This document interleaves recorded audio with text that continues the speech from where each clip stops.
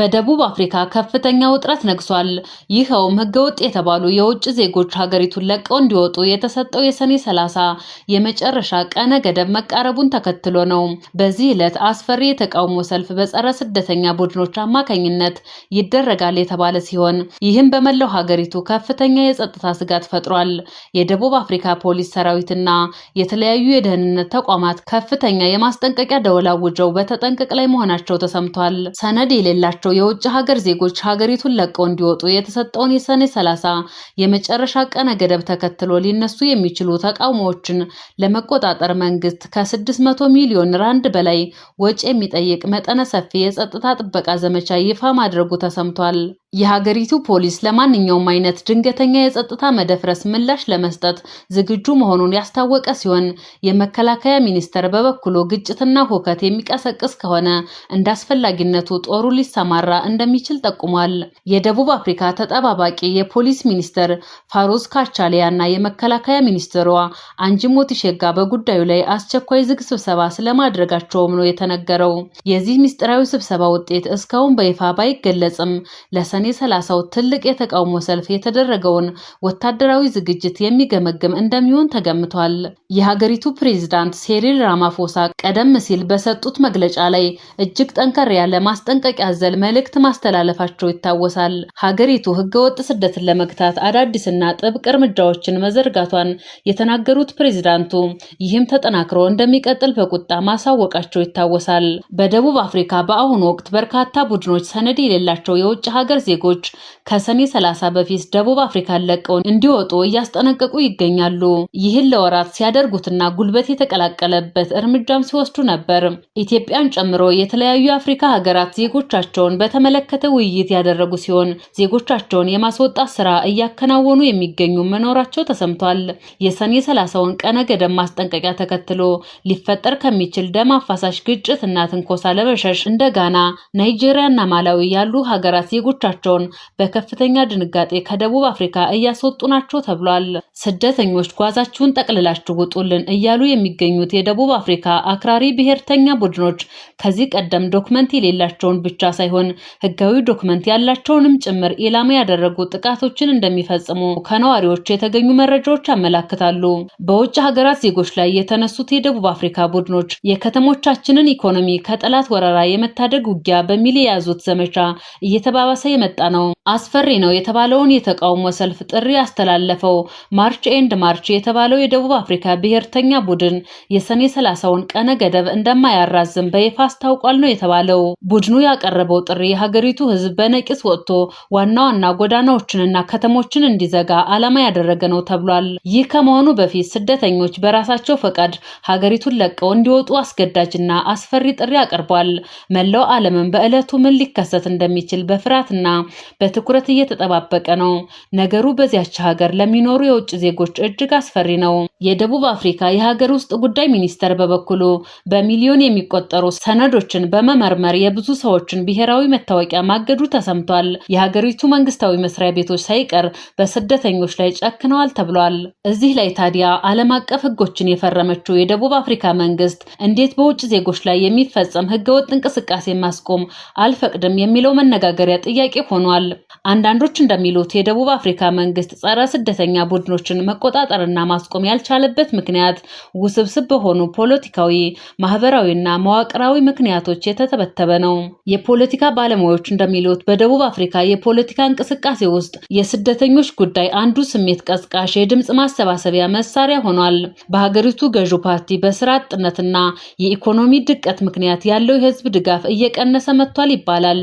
በመሆኑም እነዚህን ከፍተኛ የህዝብ ድጋፍ ያላቸውን ብሔርተኛ ቡድኖች በኃይል ለመጨቆን ቢሞክር ከዜጎች የሚመጣውን የፖለቲካ ቁጣና የምርጫ ሽንፈት ይፈራል ነው የሚባለው። ከዚህ ባሻገር አንዳንድ የመንግስት ባለስልጣናትና የራሳቸውን የአስተዳደር ጉድለት፣ የሙስናና የአገልግሎት አቅርቦትን እጥረት ለመሸፈን ሲሉ የህዝቡን ቁጣ ወደ ስደተኞች እንዲያቀና ያደርጋሉ በሚል ይነገራል። በዚህም በስደተኞች ላይ የተነሱ ቡድኖችን ሙሉ በሙሉ መቆጣጠር ማለት የህዝቡ ቁጣ በቀጥታ ወደ መንግስት እንዲመለስ ማድረግ አድርጉ ማለት በመሆኑ ቸለልተኝነት እየመረጡ ናቸው ይባላል። በእርግጥ እነዚህ ጸረ ስደተኛ ቡድኖች ከማህበረሰቡ ጥልቅ ድህነትና ተስፋ መቁረጥ የበቀሉ ናቸው በሚል ይነገራል። አመጽ እያነሱ የሚገኙት ቡድኖች ከፍተኛ የህዝብ ተቀባይነት እንዳላቸውም ነው የሚነገረው። በመሆኑ መንግስት በእነዚህ ቡድኖች ላይ ጠንካራ እርምጃ ለመውሰድ ሲሞክር ራሱን ከገዛ ህዝቡ ጋር ፊት ለፊት የሚያጋጭ ጥልቅ ህዝባዊ አመጽ ሊቀሰቀስ ይችላል በሚል ይሰጋል። ይህ ብቻ ሳይሆን የደቡብ አፍሪካ የጸጥታና የፍትህ መዋቅር እነዚህን የተደራጁና ስር የሰደዱ ንቅናቄዎችን የመቆጣጠር አቅሙ ጠንካራ አይደለም በሚል ይታማል።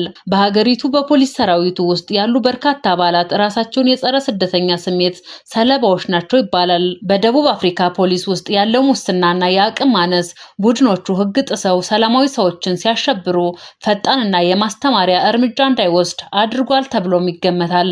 ይህ እንዳለ ሆኖ የሀገሪቱ መንግስት ራሱ በህገ ወጥ ስደት ዙሪያ ያለው አቋም የሚዋዥቅ ነው ይባላል። መንግስት በአንድ በኩል የሰብአዊ መብት መከበርንና አፍሪካዊ አንድነትን ለመስበክ የሚሞክር ሲሆን፣ በሌላ በኩል ግን ህገ ወጥ ስደተኞች ሀገሪቱን አጨናንቀውታል የሚለውን የዜጎች ሮሮ ትክክለኛነት በማመን የተዘበራረቀ መግለጫ ያወጣል። በጥቅሉ የደቡብ አፍሪካ መንግስት ጸረ ስደተኛ ቡድኖችን መቆጣጠር ያልቻለው አቅም አጥቶ ብቻ ሳይሆን እርምጃ መውሰዱ የሚያስከትለውን የፖለቲካ ኪሳራና የውስጥ ህዝባዊ አመጽ ስለሚፈራ ጭምር ነው የሚባለው ያስማማል። የሆነው ሆኖ በደቡብ አፍሪካ ስደተኞች ላይ ውጡልን በሚል ዘመቻ የተባባሰው ንቅናቄ ሀገሪቱን ወደ ከፋ ማህበራዊና ፖለቲካዊ ቀውስ የሚከታት ነው የሚለውን የዘርፉ ተንታኞች ይስማሙበታል። ነገሩ ተባብሶ የሚቀጥል ከሆነ በሀገሪቱ በስደተኞችና በአጠቃላይ በአህጉሪቱ ላይ የሚያሳድረው ጫና እጅግ የበረታ መሆኑ አይቀርም። በደቡብ አፍሪካ ያለው የውጭ ዜጎች ጥላቻ እንደ ዓለም ዋንጫ ያሉ ትልልቅ መድረኮችን ጨምሮ ሀገሪቷን ከአህጉራዊና ዓለም አቀፋዊ ማህበረሰብ ድጋፍ ሊነጥላት ይችላል። ሌሎች አፍሪካ ሀገራት በደቡብ አፍሪካ ላይ ያላቸውን እምነት በመሸርሸሩ ሀገሪቱ በአህጉሪቱ ያላትን የፖለቲካ የበላይነትና የክብር ቦታ እያጣች ነው።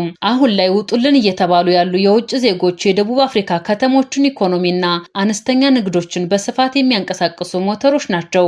እነሱም ማሳደድ የሀገራት ውስጥ ገበያውን ያናገዋል ተብሎ በተንታኞች ይታመናል። ንቅናቄው ይህን ጨምሮ በኢኮኖሚ ግንኙነቶች ላይ ከፍተኛ ጉዳት የሚያስከትል ነው።